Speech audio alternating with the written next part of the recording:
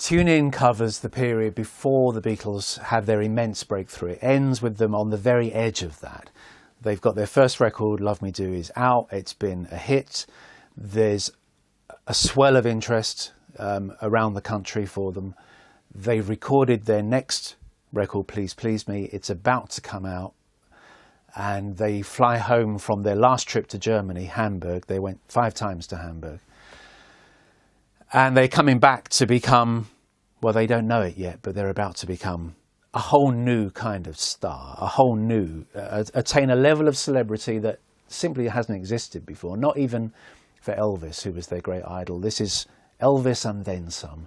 And obviously it's going to sustain forever, none of which is known, so there's no foresight, but it's coming. The reader will know that it's coming.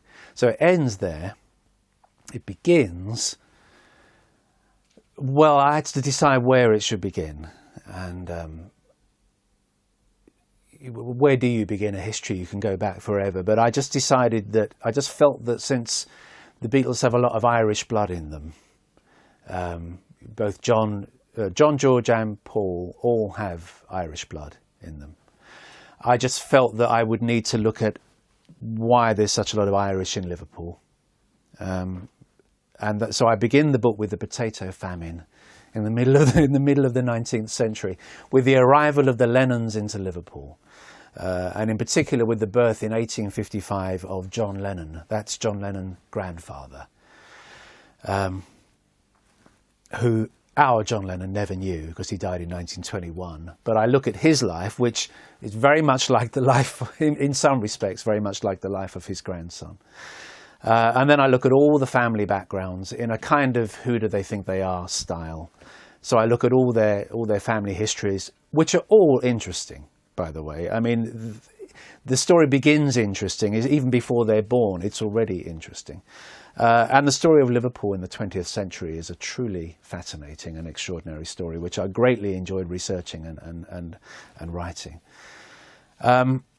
So then I build up to the Second World War, get fairly quickly through the next 100 years until 1945, by which point the parents are married, they've had these children, the Beatles are all war babies, so I look at their lives in the war, I look at Liverpool in the Second World War, and then I start following them through school days. So it goes right through their childhoods, and of course in the teenage years it picks up with the arrival of music in their lives, American music in particular, their obsession with rock and roll. But rock and roll itself, which was just so, well, it was just so completely new. It came out of rhythm and blues, but in Britain we didn't know that. So, and indeed in America, largely, for the white population that wasn't known either. So I look at how rock and roll started, but I also look at what it was like to be a rock and roll fan in the 50s, which was quite tricky, quite difficult, and how they then form a band. You know, they start picking up guitars and Ringo picks up drums, and then it just all takes off from there, really.